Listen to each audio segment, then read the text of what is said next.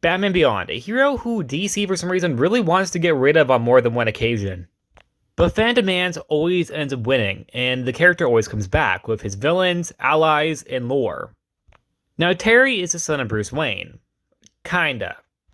Thanks to Amanda Waller for her Batman Beyond project, she had actually infected Terry's father with the strand of Bruce Wayne's DNA, resulting in Terry actually having the genetic makeup of Bruce Wayne.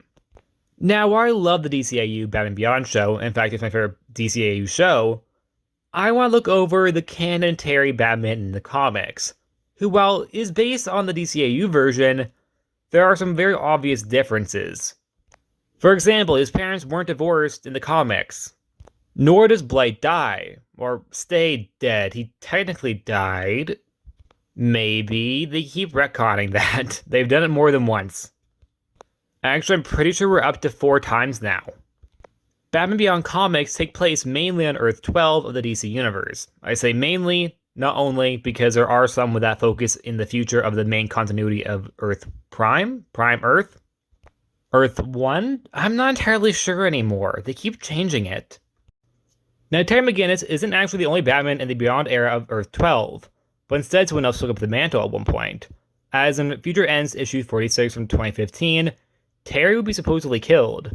This is during a time travel plot that ends with Terry giving his own life to reset the timeline to as what it was, to save millions and billions of lives. And his death was left open very well, in a way that very much set up that, yeah, he's probably not dead. However, characters in universe were all under the first impression that he very much surely was dead. So taking over the mantle of Batman was Future End's Tim Drake, who is a lot younger than he was in the DCAU version of Batman Beyond, the former Robin, and also the former Joker Jr.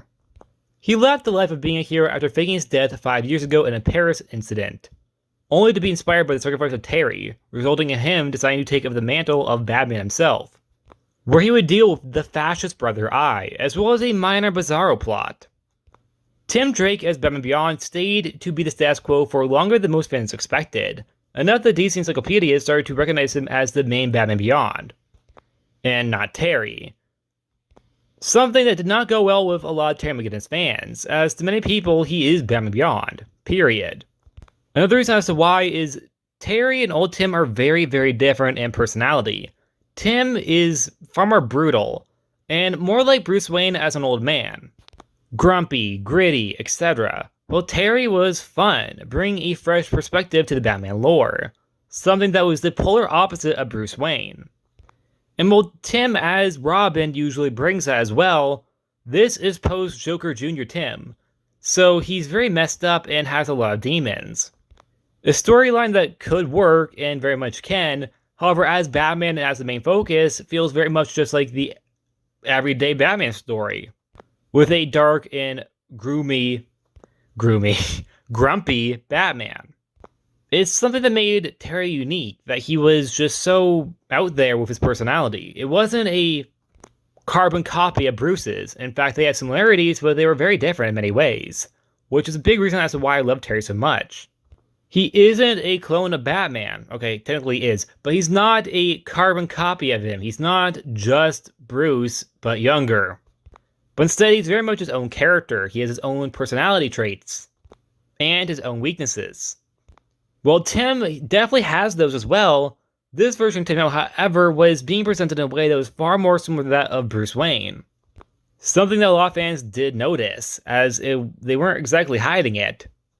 Then, shock or not, Terry would be revealed to somehow survived that whole time thing, because he was put in some pocket place, and we're not going to question it. He's alive.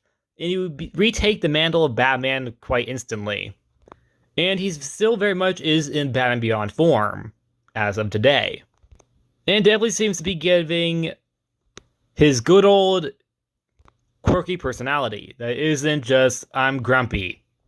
Which isn't just what Bruce Wayne is. Bruce Wayne is very sophisticated as a character. He has layers. However, Tim Drake, as Batman, in my opinion at least, didn't exactly have that going for him. Well, Terry is very much like the Spider-Man of the Bat family. even though he's technically not even a part of the Bat family. He's like the future version of the Bat family. He still has darkness in him, which is something that they definitely have in a lot of stories, but it's not the only factor of the character. Like how Batman also has some light in him too, that being Bruce Wayne. Yet again, you can disagree with all of that, of course. That isn't also not me saying that Bruce Wayne is boring. In fact, I like him more than Terry, but I do think Terry very much is a breath of air. What? Breath of fresh air. I phrased that so badly. Why did I say it like that? Anyways, that's it. Like always, please like, subscribe, and I'll see you guys next time. Bye!